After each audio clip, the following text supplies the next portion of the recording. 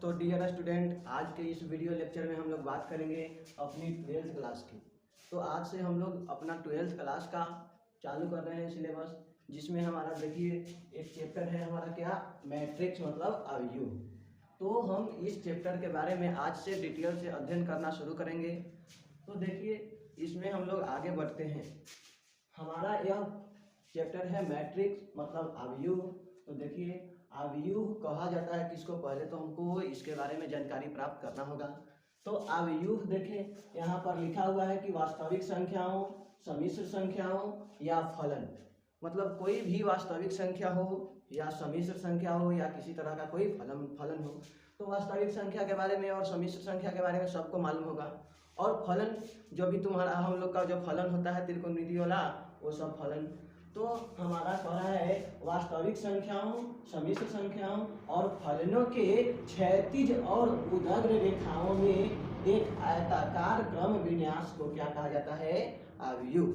मतलब अवयव हम उसको कहेंगे जब किसी या तो वास्तविक संख्या या सम्मिश्र संख्या या किसी फलन को हम क्षैतिज या उदग्र में के रूप में, क्षैतिज या उदग्र के रूप में एक आयताकार क्रम में जब सजा देंगे तो उसी को क्या कहा जाएगा, तो अवयव।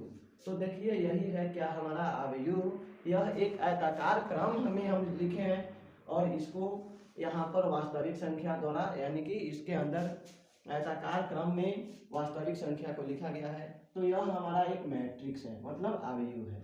अब देखिए ये तो इसका स्ट्रक्चर इस टाइप का हो गया कि किसी भी मैट्रिक्स का अगर जो अवयव हम कहें तो इस तरह से इसको लिखेंगे और उसके अंदर सारे एलिमेंट मतलब अवयव को रख देंगे। लेकिन सबसे पहले कहा जाए अवयव के बारे में, तो अवयव के बारे में जो हमारा होता है ABCD के बड़ी अक्षर द्वारा सूचित किया जाता है। मतलब हमारा ABCD के कैपिटल लेटर द्वारा हम लोग क्या करते हैं, अवयव को सूचित करते हैं। जैसे कि देखिए यह एक हम अवयव ले लिए हैं और इसके बराबर यहाँ पर कर दिए।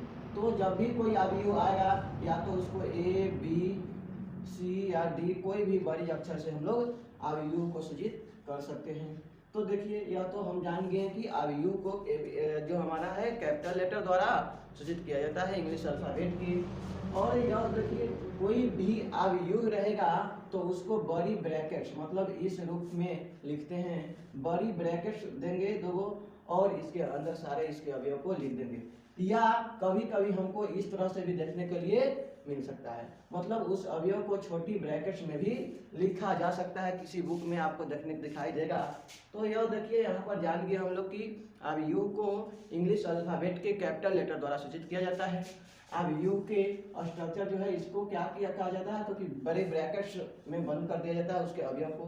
तो यही हो गया हमारा अवयव, या फिर हमको छोटी ब्रैकेट्स में भी दिखाई पड़ सकता है। अब देखिए यहाँ पर कहा था क्या, तो कि अवयव को अगर जो कोई भी संख्या है तो उसके क्षैतिज या उदग्र में सजा देंगे।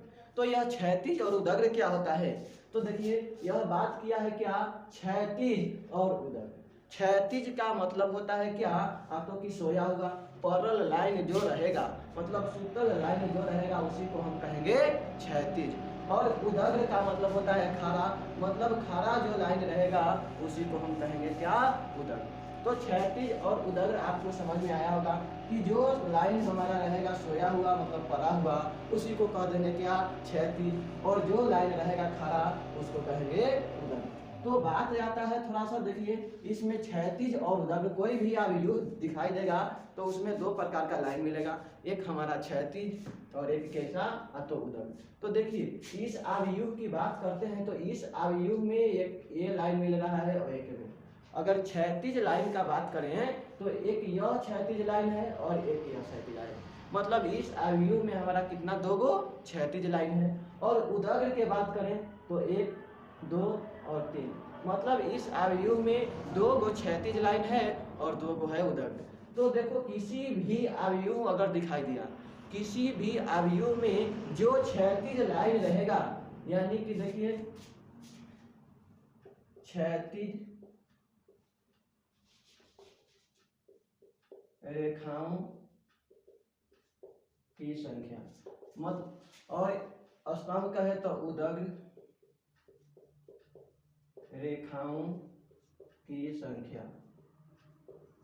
मतलब कोई अवयव देगा तो उसमें कहेगा कि पंक्ति और स्तंभ होता है। किसी भी अवयव में आपको दिखाई देगा, कहेगा पंक्ति और स्तंभ। तो कोई अवयव में हमको जितना क्षैतिज लाइन दिखाई देगा, क्षैतिज का मतलब सोया हुआ लाइन, सुतल लाइन, जितना दिखाई देगा उसी को हम कहेंगे पंक्ति की संख्या। मतलब इस अवयव को देखें तो एगो और यहाँ ही दो, मतलब 2 गो क्षैतिज लाइन दिखाई दे रहा है, तो इसमें कहेंगे कि पंक्ति की संख्या कितना है 2। और कहा स्तंभ, तो स्तंभ का मतलब उदग्र रेखा, और उदग्र रेखा का मतलब क्या, खड़ा लाइन। तो यानी कि इस अवयव में जितना खड़ा लाइन दिखाई देगा तो उसी को कहेंगे हम क्या, स्तंभ। तो देखिए उदग्र रेखा 1 2 और 3 गो दिखाई दे रहा है, तो इसमें स्तंभ की संख्या कितना हो जाएगा 3। अगर जो इस तरह से दे दे,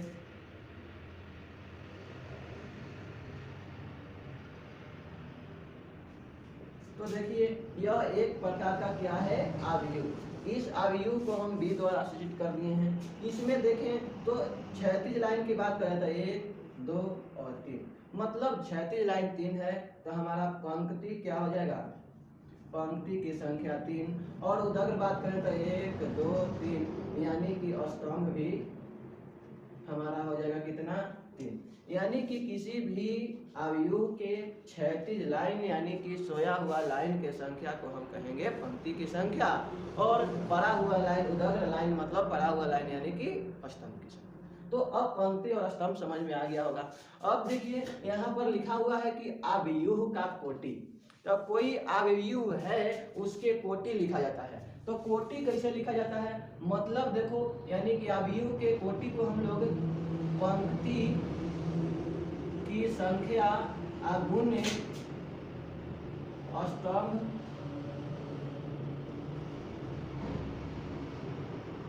पंक्ति की संख्या गुना स्तंभ की संख्या, मतलब कोई भी अवयव को के कोटि को पंक्ति की संख्या गुने स्तंभ की संख्या लिखा जाता है।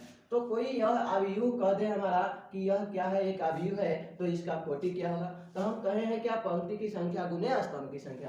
तो पंक्ति मतलब सोया हुआ लाइन 1 2, यानी कि 2 गो है हमारा क्षैतिज लाइन, तो 2 गुना स्तंभ की संख्या, तो 1 2 और 3। तो यह हो गया हमारा क्या, अवयव का कोटि। तो किसी अवयव में पंक्ति की संख्या गुने स्तंभ की संख्या को कहा जाता है अवयव का कोटि। तो अवयव का कोटि समझ में आ गया होगा। अब बात करता है क्या, अवयव का अवयव, मतलब अवयव में जितना एलिमेंट रहेगा, जितना अवयव रहेगा उसी को अवयव का अवयव कहा जाता है। तो अगर हम बात किए तो यह सब क्या हो गया, 3 5 6 -3 2 और 5, यह क्या है, तो इस अवयव मतलब अवयव ए का अवयव है। तो किसी भी अवयव में जो एलिमेंट रहेगा उसी को अवयव का अवयव बोल देंगे। लेकिन देखिए अवयव के अवयव को ए आई जे द्वारा सूचित किया जाता है। कोई भी अवयव का अवयव हो तो उसको ए आई जे द्वारा सूचित किया दिया जाता है। ए मतलब कोई एलिमेंट है, आई जे मतलब आई जेमा स्थान। यहाँ पर आई की बात करें तो आई पंक्ति बताता है और जे स्तंभ बताता है। मतलब देखिए अगर जो हम इस अवयव में बात करते हैं क्या, तो कि इसका अवयव का, तो ई हमारा एक 3 अवयव है, तो इसका पोजीशन क्या है, तो देखिए इसको आई जे द्वारा सूचित किया है। मतलब देखिए यह जो 3 है तो यह ए आई का मतलब कि केवां पंक्ति में है, तो ये 3 देखिए फर्स्ट आई सेकंड, इस तरह से गिनना चालू करेंगे तो ऊपर से गिनेंगे तो ये फर्स्ट पंक्ति आई सेकंड पंक्ति। तो फर्स्ट पंक्ति में है मतलब आई के जगह पर 1, और स्तंभ की बात करें तो ये फर्स्ट स्तंभ में है मतलब जे की जगह पर 1। तो A11 मतलब 3 का मतलब हो गया A11। अगर -3 का बात करते हैं तो देखिए पंक्ति की संख्या ए आई जे लिखाएगा, तो पंक्ति के केवल -3 केवल पंक्ति पर है, तो ये पहला पंक्ति या ये दूसरा पंक्ति, यानी कि A2। स्तंभ गिने तो ये पहला स्तंभ में, तो A21।